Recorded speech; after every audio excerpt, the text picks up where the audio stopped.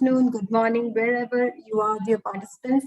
Thank you for joining this international web series. I am Dr. Shweta Prabhakar, and you're joining in on the 23rd CAHO International Web Series.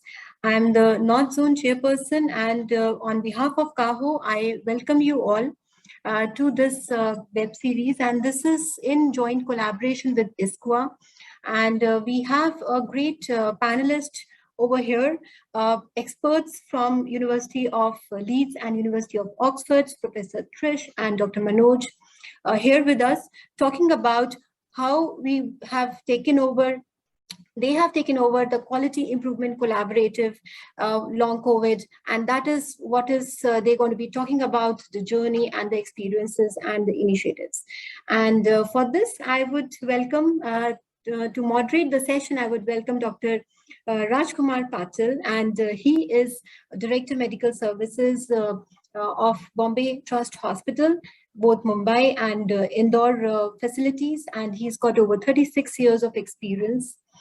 He is currently Director Medical Health Services, and he's also Chairperson of Human Organ Transplant Committee.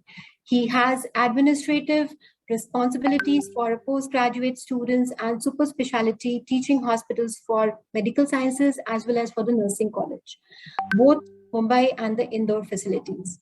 He is also a member of American College of Healthcare Executives, and he's an eminent speaker and being really participative in a lot of conferences and webinars. So over to you, Dr. Patil, to take on the session, to moderate the session, and the floor is all yours. Thank you. Thank you, Dr. Shweta, for a nice introduction. Once again, good morning, good afternoon, and good evening to all the participants who are here today, depending upon the time zones wherein you have joined in from. Today's important webinar is on a quality improvement collaborative for long COVID, building the boat as we sailed it. This is the webinar, international webinar series number 23, along with CAHO and ISQua. On behalf of CAHO, I would like to begin by thanking all the participants and our speakers who have joined in for this important webinar. At the outset, I would like to thank our President, Dr. Vijay Agarwal, Vice President, Mr. Samir Mehta, and Secretary General, Dr. Lallu Joseph, for having given us this opportunity. For this important webinar, we have two important stalwarts, I must say. Dr. Trish is the Professor of Primary Care, Health Sciences, and Fellow of the Green Templeton College at the University of Oxford. She studied medical and social and political sciences at Cambridge and clinical medicine at Oxford, before training first as a diabetologist and later as an academic general practitioner. She has a doctorate in diabetes care and an MBA in higher education management. She leads a program of research at the interface between the social sciences and medicine, working across primary and secondary care. Her work seeks to celebrate and retain the traditional and humanistic aspects of medicine and healthcare, while also embracing the unparalleled opportunities of contemporary science and technology to improve the health outcomes and relieve suffering. Three particular interests are the health needs and illness narratives of minority and disadvantaged groups, the introduction of technology-based innovations in healthcare, and the complex links, philosophical and empirical, between research, policy, and practice.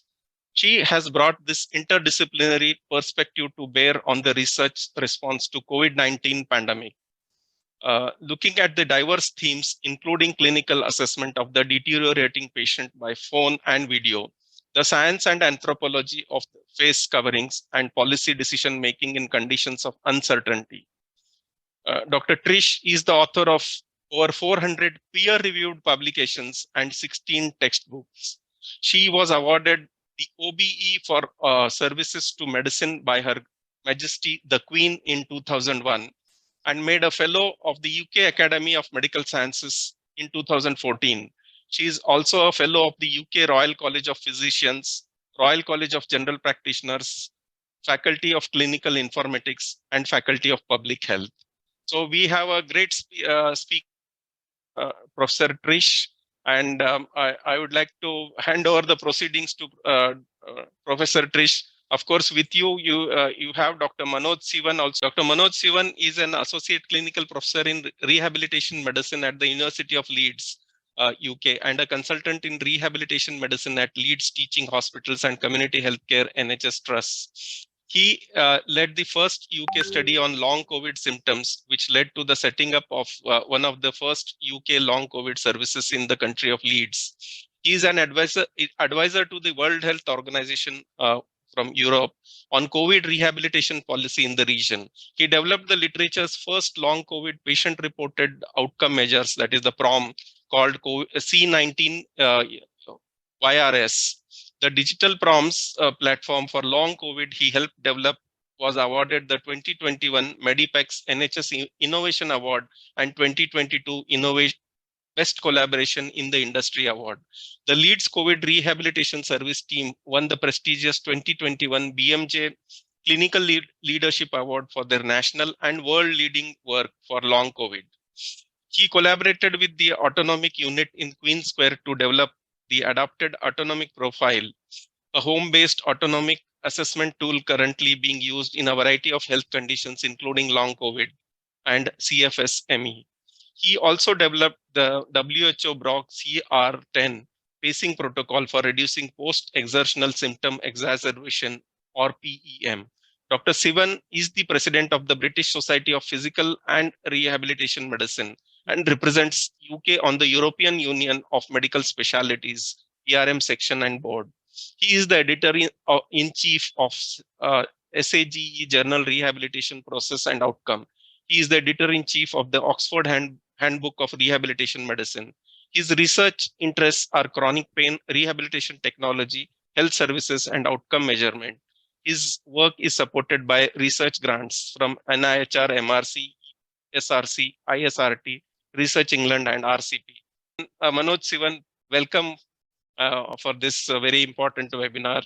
That's great, and thank you very much. Going to ask Dr. Sivan, Manoj, some questions. We're going to do this a little bit as a dialogue, but we'll save his introduction for later, maybe. I loved the anthem. I loved seeing all of you and your enthusiasm. I haven't been to India for a long time, but many years ago, I spent a few months in India and working with doctors and other health professionals, and I just love the way you are so driven by values and you pull together and try and deliver improvements. I've seen it so many times with my Indian colleagues, so it's a real privilege to be here, as your guest today. Manoj will tell you I love Indian food as well, so I'm feeling quite at home here. Okay, so good. A quality improvement. I was going to say that's why we get along so well, Trish. I think so. It's not just the Indian food, but it's a country that I've always been, very keen on, and I love to visit, and I must come back sometime. Anyway, Quality Improvement Collaborative for long COVID. I've been assured that you know what a Quality Improvement Collaborative is. Continuous quality improvement. We try continuously to gather data and improve practice with patients and with all the staff in clinics. It's very practical, but it's also an approach which has a good research tradition behind it. So why did I call it Building the Boat as We Sailed It? Well, this guy, you may not know this guy. I think he's German. He's Otto Neurath, and he's a philosopher. He was around about 100 years ago, and he gave this wonderful quote: "We're like sailors who have to rebuild their ship on the open sea without ever being able to dismantle it in dry dock and reconstruct it from the best components." And the reason why I've used this building the boat as we sailed it metaphor is that, as you know, COVID came upon us at the beginning of 2020, and by the middle of 2020, we knew that this was a condition that could cause long-term problems for patients. And this is just a very simple summary slide. If you remember back in March 2020, perhaps even before that in India, and certainly in China, this all happened a little bit earlier. But in the UK, it was in March 2020 that we had this view of COVID-19 as a disease of the lungs. It was a pneumonia in our conceptions. But by the middle of 2020, and certainly by the end of 2020, when this paper by Patil and colleagues was published, we knew that it wasn't a disease of the lungs. It wasn't just a disease of the lungs. It was a multi-system endothelial disease, which caused damage to a lot of different organs, and that manifest as a wide variety of long-term complications. Not in everybody. In fact, most people get better quite quickly. Manoj, do you want to say anything more just about broadly about long COVID? Yeah, sure.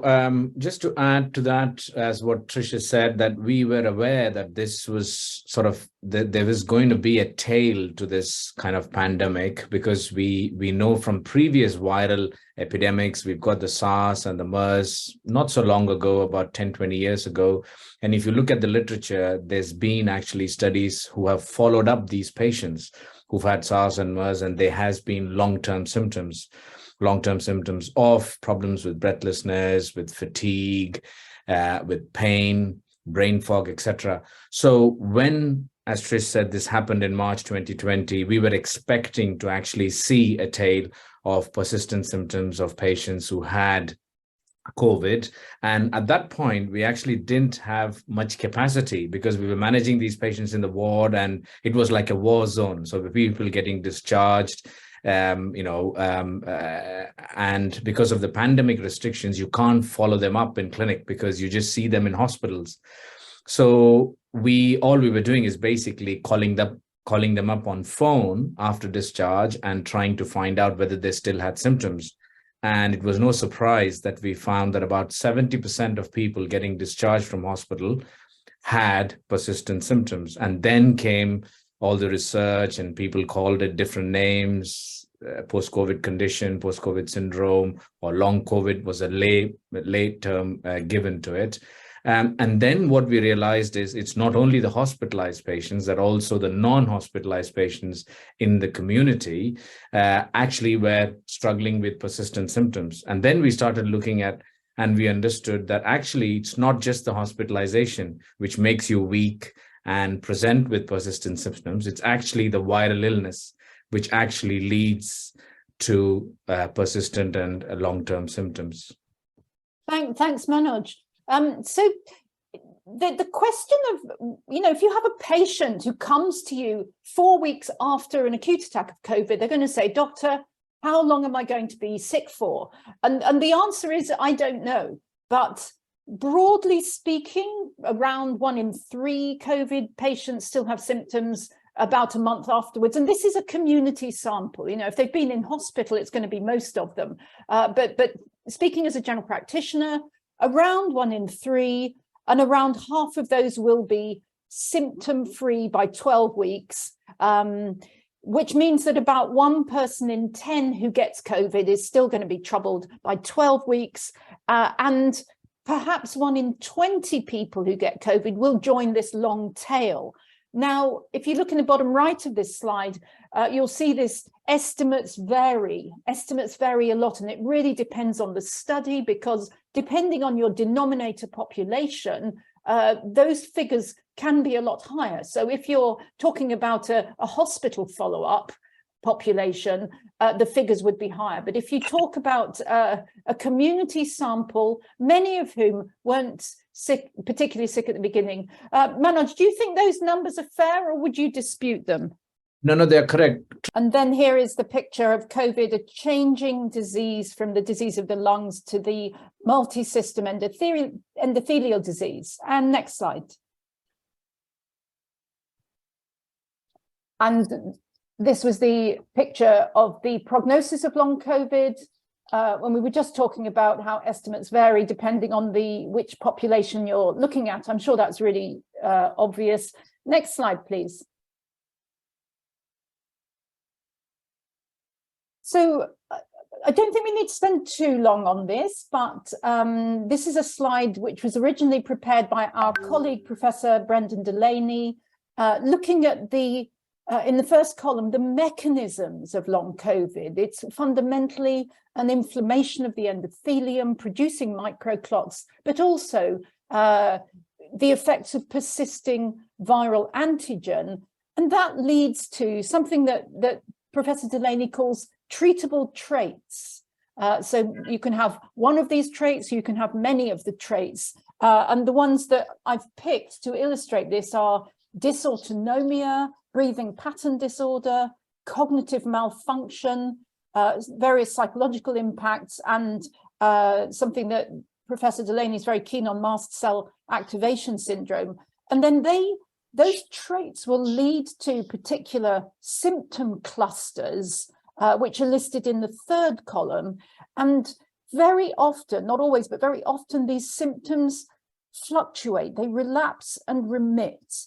There's a fatigue cluster and post-exertional symptom exacerbation or post-exertional malaise. And you've already heard that Manoj is a bit of an expert on that, but some patients are predominantly tired. Other patients are predominantly breathless. They may have chest symptoms such as a burning or a pressure in the chest. And then there's a more allergic picture with urticaria. There's a brain fog picture where people just can't seem to remember things, and an anxiety and depression picture.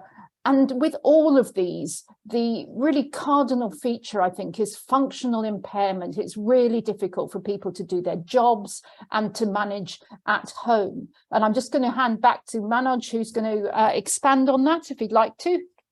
Yeah, I mean, very quickly, I know that different countries have kind of different policies to recognize and manage this condition. It is fair to say there's also actually some bit of skepticism on this condition, and people relate it to kind of low mood and deconditioning. But having managed these patients, I can say that the condition is for real, and the various mechanisms which have been listed here are, there's good evidence to suggest that these mechanisms are happening. And in terms of symptoms, I think it's difficult actually in a patient to tease apart these clusters, and patients usually present with a combination. So the ones who've got fatigue will also have brain fog, will also have elements of anxiety, depression, elements of chest pain. So it's generally a combination. And to also say that a fair proportion of these patients, more than half of them, have been previously fit, healthy, in active jobs, who've been completely derailed by the condition. So, the request to this audience would be to take the condition seriously and spend time in recognizing and actually giving a diagnosis to these patients. And you could call it validation, and not to actually, take the condition seriously and put it down to low mood or to deconditioning, because clearly there is a mechanism as listed in this slide with the virus causing an immune activation and leading to other kind of issues such as microclots. And there's also end organ damage. There's many studies which have shown that there is end organ damage as well, which happens because of the endothelial malfunction. Back to you, Trish. Thanks, Manoj. Yeah, this is just a case report form from the World Health Organization. And if you look at the questions in this assessment form, you can see how it emphasizes functional impairment. Washing, dressing, joining in community activities, maintaining friendships. These are really, if you can't do these, it's very difficult to live a normal life. And I think that's one of the problems with long COVID, is that some people classify it as what we call functional, in the sense that there's no underlying physical abnormality. There is physical abnormality, but it certainly does cause quite profound functional impairment. Do you want to say anything, Manoj? Because this is really your expertise. Okay, next slide, please. So just to summarize long COVID, for quite complex reasons, some long COVID patients experience very profound functional impairment following a relapsing and remitting course with a big range of symptoms such as fatigue, chest pain, breathlessness, brain fog, and many more. So next slide, please. So how are we going to deal with this? In the UK, we recommend what we call a tiered approach. In patients who have this very mildly, really all they need is support for managing it themselves. They probably don't even need to see a doctor, or if they do, they just need one visit. And those are the people who are getting better. Tier 2 is primary care, general practice, community-based rehabilitation. Again, this is quite a lot of the patients with long COVID, but what we're going to be talking about today is the tier 3, the specialist assessment and rehabilitation, and then tier 4, there are particular complications, which we're not going to say much about today. We're really focusing on that tier 3 today, which is where Manoj has been a pioneer, setting up, I think, the UK's first long COVID clinic. Is that right, Manoj? Yeah, I think one of the first few, I would say, and also the UCL by Mel Heitman. So we're all kind of set up at the same time, Trish. And I mean, I completely agree with this slide. And I think the tier 1 support, there's a step before that, which is the kind of diagnosis. And it'll be interesting, to hear from the audience here, how's that step going sort of in India? Is the condition being recognized? Because my feeling is that actually the diagnosis is not being made and the recognition is not happening. So it'll be good to hear from the audience later. Okay, next slide, please. So here's a slide about paradigms, because this is a real disease without any doubt, but it's also a disease that affects people very profoundly. And I've given you 3 paradigms here. There's a biomedical paradigm, where really that's all about searching for drugs to treat the vasculitis, the inflammation, perhaps the persistent virus. And there are biomedical questions. There's also and these are not mutually exclusive. There's a rehabilitation paradigm where we're getting people to gradually increase the amount that they do, but a key component of that is self-pacing. If people overdo it, they have these things called crashing or boom and bust. And what it means is if you push yourself too much one day, the next day, you're going to hardly be able to get out of bed. So rehabilitation, it's quite a sophisticated science these days. And there's actually quite a lot now of clinical wisdom about that. But the third paradigm that I want to put on the table in front of you is what I call relationship-based care. And again, I speak as a general practitioner, the clinician as witness to suffering, the primary care clinician who can recognize what's happening, make the diagnosis, code the diagnosis,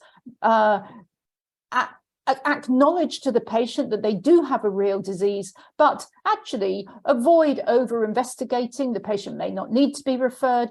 They just need to be followed and examined to exclude any of the red flag conditions, which we'll talk to you about later. Shall I go on, Manoj? What do you want to say? Yeah, sure. I mean, just to emphasize. Okay. Sorry, go on. Should we do next slide to get on to the actual quality improvement collaborative? Okay, so this is what we're actually talking about. We're funded by the National Institute for Health Research, and we've got 9 sites across England. The main site is Manager's site in Leeds, and then there's 8 more around the country, including where I live in Oxford. And we've got clinical research fellows who we're paying through the grant. They, in general, have not had quality improvement training or research training. And to complicate things further, we have almost no randomized controlled trials to draw upon. So much of the evidence that we're using in this quality improvement collaborative is our own clinical experience and wisdom, along with the lived experience of patients. And we do have a patient advisory group who give us a lot of trouble, actually. They keep demanding things, but that's actually very good because they push us to make sure that we put the patient experience and patient needs right at the center of this quality improvement. We're using an approach called potentially better practices, which is something that Paul Plisek introduced in the States more than 20 years ago. The idea is you may not know 100% from RCT evidence that a practice is better, but people are using it in one of the participating sites, and they say, yep, this looks pretty good, let's introduce it elsewhere, and let's see what happens, let's evaluate it. And this, of course, causes tension with people who say, no, wait a minute, you've got to wait for randomized controlled trial evidence, or you've got to do RCTs. And there are randomized trials being undertaken. Mel Heitman's group in UCL are doing quite a few RCTs, but what we're doing is we're doing the quality improvement through potentially better practices rather than allocating everyone to a trial of this or that. And one of the reasons for that is the very diverse nature of this condition. It's actually quite difficult to stratify and decide who gets randomized to which intervention. And because we need to develop an evidence base very quickly, we've decided to use this quality improvement approach to improve the clinics as much as we can while we're waiting for the results of randomized trials that are being done by others. And so we're using something you'll be familiar with, the rapid cycle test of change, where you introduce a change and then see what happens. Now, what have I forgotten on that slide, Manoj?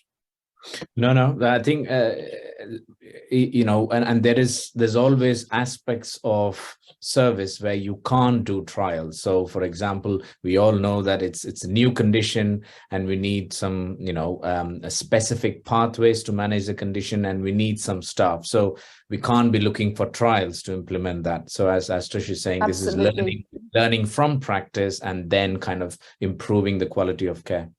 Yeah, absolutely. It's very pragmatic. So one of the first questions we asked, I think the very first question we addressed in our Quality Improvement Collaborative, which happens, by the way, by Zoom online, or is it Teams? Anyway, one of the video connection technologies, was perhaps we should try and standardize the outcome measures that we use both within clinics and across the 9 clinics. And so we did a little bit of a survey to find out which outcome measures were we using, because of course we can't really collate data on how the patients are doing across our 9 clinics unless we're all using the same instruments. And we got this great long list of different outcome measures for different aspects of long COVID. PTSD is post-traumatic stress disorder, by the way. And you can see that different groups were using different things to measure different aspects of the long COVID. And that, of course, was problematic. So we got together with patients, and Manoj probably had a lot of input into this, because he developed this outcome measure called the C19YRS, which I'm going to get him to tell us about in the next slide. But the interesting thing about this was that we agreed to use the C19YRS. Oh, there it is. But actually, although there was agreement to use it, some of the clinics are still not using it, and they've got very good reasons for not using it. So we're still not agreed on this one. But Manoj, do you want to tell people about this this slide? Yes, sure. So in terms of the using outcome and instrument to actually capture a condition and also to kind of grade it in terms of the, you know, the severity, given that it's a new condition, I think it'll be very difficult to use measures which have been used and tested in other conditions for long COVID, because it's a completely new condition, it's multi-system, and it's across, you know, the 10 organ system. So, and we don't have any other scale or instrument which you can use in this condition. So when we, as I said right in the beginning, we called these patients and we were finding they are struggling with these symptoms, we had to come up with a new measure for the condition. And hence we developed the C19 Yorkshire Rehab scale, which is basically, it's just a collection of all the symptoms of long COVID. And for each symptom, you have to grade it, whether it's mild, moderate, severe. There's Initially, we had 0 to 10 grading, and now it's changed to 0 to 3 grading, which is 0 being no symptom, mild, moderate, severe is 1, 2, 3. So the patient has to respond to each question and has to say whether there's mild, moderate, severe, and has also got to say whether they had the symptom before COVID. So it gives a clear indication of what are the patient's symptoms, how severe they are, and also whether this is new, whether they had this symptom before. And the graph here is basically what the app, so there's also an app where you enter these scores and it throws these lovely kind of radar plots, which you can see as to what's happening with long COVID. So the green line, basically somebody who's got severe anxiety, cognition, pain, fatigue, cough, breathlessness, sleep, and all the other symptoms. And then you can see the red and the blue, which is moderate and mild severity. Now, what's interesting in this graph is generally when somebody feels one of their symptoms is on the severe rating, they tend to actually go with that with all the symptoms. Now, you could say that this is just kind of a responder bias in how you respond. But then if you look at the other graphs as well, the moderate and mild, they follow a pattern. And this fits in with the fluctuating nature of the condition, which Trish was mentioning, that some days are really good, where you're mild with all the symptoms, and you exert yourself, you crash, and then you've got severe symptoms, which actually fits in with what the patient is saying with these graphs. So this graph, basically, patients would say, yeah, that is true. I've got good days, I've got bad days. And we've got a tool, basically, which can capture that. It gives you a score out of 100, and the modified one is out of 30, which you can say, well, my long COVID today is 60, my long COVID today is 40 or 20. So there's a score which you can relate to, and you can also see it on the graph. Back to you, Trish. I just want to say one more thing about this, the C19YRS. The reason why people weren't using it is very interesting. That, for example, if in some of the clinics, if you needed to refer someone to the clinical psychology department, they wouldn't accept the patient unless you'd filled out a different outcome measure, for example, the PHQ-9. And so whilst Manoj's PROM, as we call it, patient-reported outcome measure, is valid and it's holistic. It assesses all the aspects of long COVID. Some of the clinics had particular patient pathways that didn't accept it. And so, we can tell them to use it, or we can advise them to use it, but actually to change those referral pathways was quite a challenge, and we haven't done that yet. We haven't managed to do that yet, but we're still working on them. Okay, so the next, what should be the referral criteria for long COVID clinics? And that, of course, depends on what is being done in primary care and what could be done in primary care. So I'm going to go on now to the next slide, because question 2 and question 3 are very closely related, which is, well, what investigations and initial management should people have when they get seen in the specialist clinic? And of course, that depends on how far they've been pre-investigated in primary care. And so the question of what should happen in a specialist clinic and who should be referred to the specialist clinic cannot be answered until we look at what primary care can do. Remember that triangle I showed you with the different tiers? So tier 2 feeds into tier 3.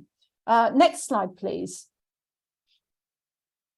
So a very early finding in our Quality Improvement Collaborative was that many GPs had absolutely no knowledge of long COVID. They had no confidence in managing it. And some GPs didn't believe in it. And managers already highlighted that. I think from my perspective, I would say one of the problems was they couldn't work out what kind of illness long COVID is. The symptoms were legion, there were many different symptoms, and the GPs were frightened that they might open the floodgates. If they started to accept people with these kind of symptoms, so many people were going to come along with so many confusing symptoms. And so what a lot of GPs were doing was saying, oh, well, this isn't anything. This is just functional. This is just in your mind. And the patients were talking about what they called gaslighting. My doctor won't see me, or if doctor sees me, they don't listen to me. They don't take me seriously. And many of the patients we interviewed had never been seen by a doctor. Now, we could not systematically improve quality in secondary care until we had addressed this initial assessment and management in primary care. So next slide, please. So what we did was we got together with the Quality Improvement Collaborative and we wrote this update for primary care, which was published just over a month ago. And we wrote it with patient input. And it was a very difficult paper to write because we were arguing amongst ourselves. What should people with particular symptom clusters, what tests should they have, who should be referred, etc., etc. But when we finally got this paper, it was published in the BMJ. It's so far been downloaded 60,000 times. I think mostly by people who are not specialists, by people who are generalists. And can I have the next slide, please? So I've just given you a little snippet of the kind of things that we've included. This table actually goes on for 2 pages. I've just given you the first 4 rows of it. So we have in the first row, what is the symptom cluster? And then a little description of that cluster, and then a suggestion as to which investigations should the patient have, and in the last column, recommendations for management. Now, many of the things that we put in here are not evidence-based in the sense that there's no randomized trial evidence, but this is our best assessment as to the kind of tests and treatments that we think will help patients. So really, this is just a start. Next slide, please. And this is the slide I wanted to get to. You can't see the detail of that algorithm on the left, but the paper is free to download, so do have a look at it. And this is an infographic for people in primary healthcare as to how to assess and manage people with long COVID. The red bit in the middle is the red flags. You know, occasionally people will get something like a pulmonary embolus or something like that. So what are the things that you've really got to look for? And then I've expanded it on the right-hand side of the screen. What can primary care teams do? What can the non-specialists do? And you can see these very straightforward things. Hear the story, diagnose and code, assess for postural tachycardia, very often missed, exclude other diagnoses. And for you in India, one thing I would emphasize is make sure that you've tested for diabetes in particular. And I speak as a diabetologist who's worked a lot with the South Asian community in the UK. And as you all know, long COVID in many Indian patients coexists with diabetes or impaired glucose tolerance. So don't miss that.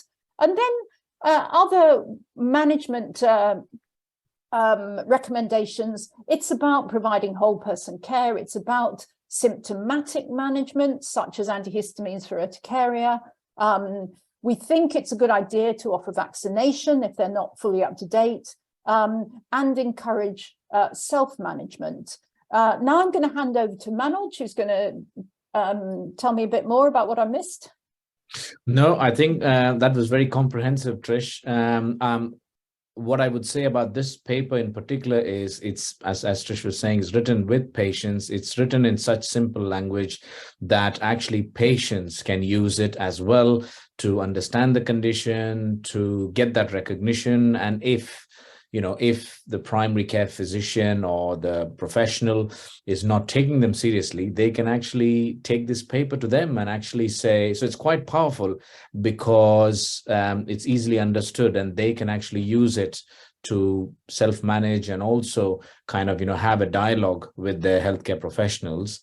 Now, as the audience in India, I think it'll be interesting to also understand how this condition presents, because the primary care is not as strong as how it is, or as not as vast as it is in UK. So I wonder where these patients present to, because it's more kind of specialty driven practice there. So it'll be interesting to know that such a multi-system condition, where do they present, to which specialist do they present? That'll be interesting to know. It's a very interesting question. So I thought I'd reproduce an email from one of our patient partners who actually runs a long COVID support group on Facebook with 55,000 members. And she explained to us that what was happening was patients were printing out our article from the British Medical Journal. They were taking it in to their GPs. And there's one quote here where the patient has felt fobbed off and gaslit, but when she gave them this article from the British Medical Journal, the GP actually looked at the paper and then started listening. So we feel like we've really achieved something here. It wasn't quite what we'd planned at the beginning, but we think this is really important. But as Manoj says, this is in a country where the gateway to secondary care is through primary care. And we know that you have a very different system in India. Okay, next slide, please. So we're not going to go through all the different quality improvement initiatives that we've been working through. It took us a long time to get that first paper written. We're now doing things on assessment and management of dysautonomia, particularly people who have tachycardia when they stand up, postural orthostatic tachycardia syndrome. We've got a paper under review at the BMJ for that. Cognitive function, the brain fog, the breathing disorders, and a special session on getting people back to work and getting them rehabilitated from a rehab perspective. Next slide. So one of the things that I think I mentioned earlier, the patient experience is really central on this. And one of my personal interests is qualitative research into the patient experience. And so if you look, for example, on the left hand side here, there's a paper we published in BMJ Open about the lived experience of brain fog after COVID. We got people to tell us stories about what exactly their experience was. And we worked with neurophysiologists and brain experts, neuroscience experts to map those patient experiences to particular abnormalities of brain physiology. So there's some very interesting qualitative research going on. But I won't dwell on that because we want to give you time to ask questions. Next slide, please.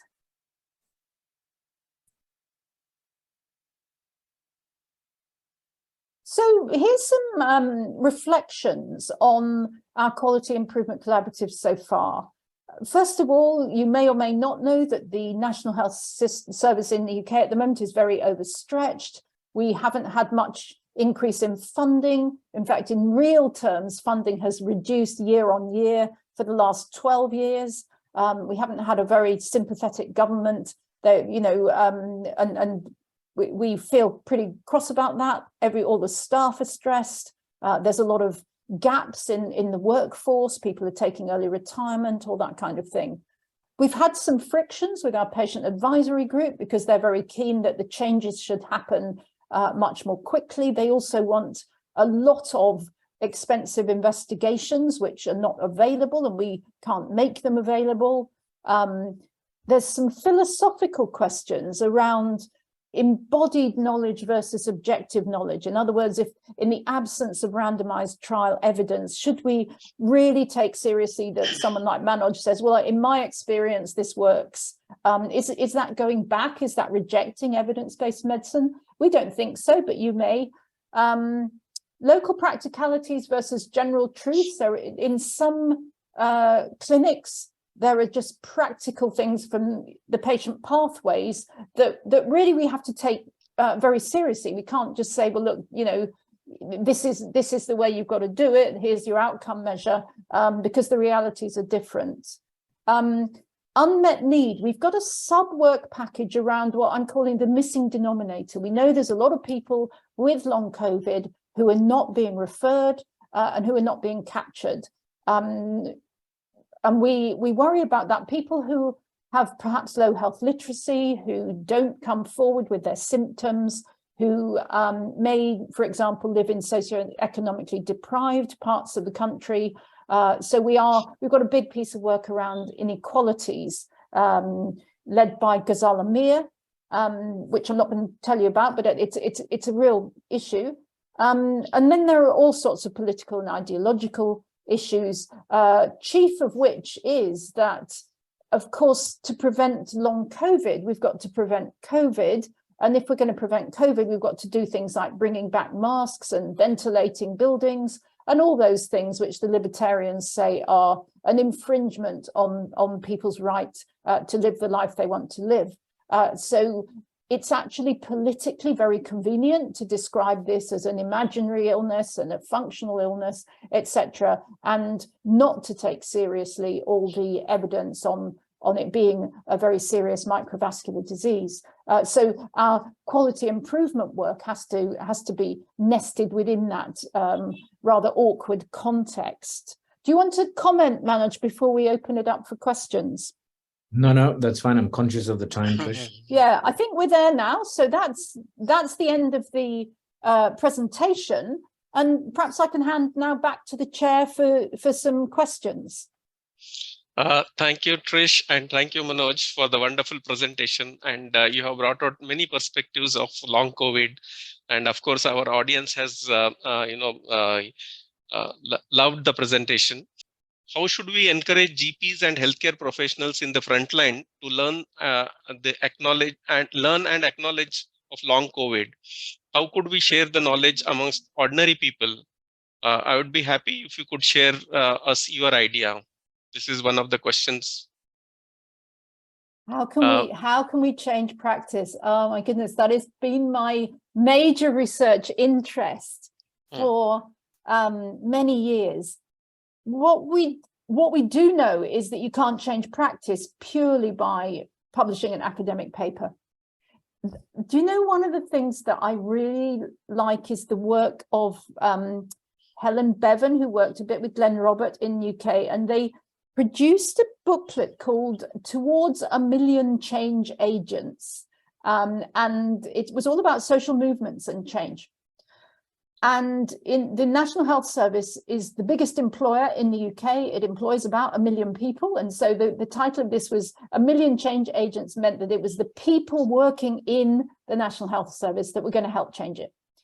I don't know how many people work in healthcare in India, but I mean, that anthem you showed at the beginning, you already know that the way to effect change is to get people to care about it and to have a committed sense that this is important.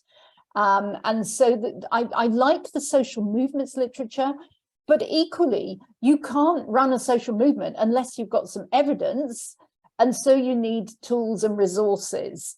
But I would say it's really important to keep people talking about this, to meet about it, to write, not just in the academic journals, but also in what I call the trade mags. I used to write a lot for a journal called Pulse in UK. It's pretty trashy. It's what GPs read when they're having their tea break. But hey, it's what GPs read. So you have to publish in there as well. And also actually the national press. We can actually work with the national newspapers, because then the patients print it out and take it to their doctors. So that's how I would do it. What about you, Manoj? No, I mean, just to add to that, Trish, I think in the UK, most of the long COVID clinical work and research has been driven by patients. So even the big money which NIHR spends and the kind of research we are doing, that has been driven by patients as well. So one idea would be that if it's a problem, if it's a genuine problem in India, I think it's about starting a forum for patients where they can share with each other the knowledge. And, you know, we've got this paper, the BMJ paper, to discuss that and take it to the health authorities to say, well, we know we need proper specialist care for this and we need more recognition. So I think if there is no such patient forum, forming such wouldn't be a kind of, a bad idea at all. Right. Thank you. Second that, Dr. Manoj, that's a need of the hour in India. Yeah. It's a wonderful presentation, and it was really enlightening, Trish and Dr. Manoj, the way you took on and you explained, and really appreciate your work which you have done. And, there is one, in the last slide where you mentioned about the unmet needs. So I think so we can, kind of it's mutual. We also have some similar scenario where people don't come up and they don't identify their symptoms of long COVID, and how to, because the majority of the patients or the patients who have long COVID, they are not very well off, or they are in the remote areas where they don't have an access, and we don't have such forums. So I think so the first step would be starting up these forums to talk about it. And we have an initiative which we started with, like CAHO has been taken this initiative of patient for patient safety. So in that forum we can take up one of this topic as long COVID, and where patients can partner and they come on board, those who understand, and then we can increase this group. It's a wonderful thought. Thank you. We'll be taking on from this point and taking it forward. Great. There's one other thing. The last time I spoke to India was a couple of years ago, when we were talking about management of acute COVID, and I was really quite amazed at the level of steroid prescribing. And I'm sure you guys know about this as a problem. And I'm sure you don't do it, but there's a lot of people who do it. I don't know whether there's an overprescription of steroid problem with long COVID as well as in acute COVID, but we shouldn't be prescribing steroids unless there's a specific indication. And it may be that the way because I'm thinking, if you download that paper that we wrote, it was written for a UK audience, and there are some specific India-specific issues, and I suspect that one of them might be the tendency to prescribe a kind of job lot of medication, including something that might be quite damaging, such as steroids. I don't know whether you want to comment on that. No, I agree, completely agree. I think, there would be that, prescription problem because there's no control mechanism. So, there's no guidelines and you're very free to prescribe. And especially for a new condition like this, if there are no specific guidelines, then basically everyone is at free will really to prescribe and to take. So yeah, it'll be interesting to know, what the landscape is and to see how that can be kind of, controlled. Yeah. And actually, can I just add in here, Dr. We do have government guidelines. Oh, do we? Okay. Yeah. It's very well driven down the line and very well formulated. The dilution does occur. Although so that's how, and it since the COVID has taught us the dynamic nature, it was ever evolving. So the guidelines were also ever evolving. Our government was also taking on various steps. But yes, one thing which we saw in this pandemic was the government collaborating with the private sector. So public-private partnership, which came on board, and the guidelines were through and throughout were followed right in the government as well as in the private setup. So we do have, but yes, the challenge remains. I do agree. I completely. I think yes. Yeah, that it's the issue that the gap between the best practice and worst practice is wide in every country, but it's particularly wide in India because you're pushing the boundaries at the top end, where you've got some excellent people, some excellent research, some excellent guidelines, etc. And then at the other end, you've got these very isolated practitioners in a huge country who may or may not even know about the guidelines. And so, that is a particular problem in India. So good luck with that. But I think you're right. Your patient forum sounds like a really good place to start. Patient forum is a good way to start. But this one is, in spite of having the guidelines and everything in place, inappropriate treatment, would it cause the long COVID? Patients are over-treated or under-treated. Would they go in for long COVID symptoms? That is what my question is. Well, I think it wouldn't work. So over treatment is just be waste of resources, I would say, because it's not giving a pill, as Trish was saying, giving a steroid is not the answer for long COVID, because it's all about understanding your system, your immune system. It's not about overexerting. You don't have crash. A steroid is not going to solve. In fact, as we all know as clinicians, that overprescription of steroids has other complications. And you're opening up a big can of worms by overprescription of medications.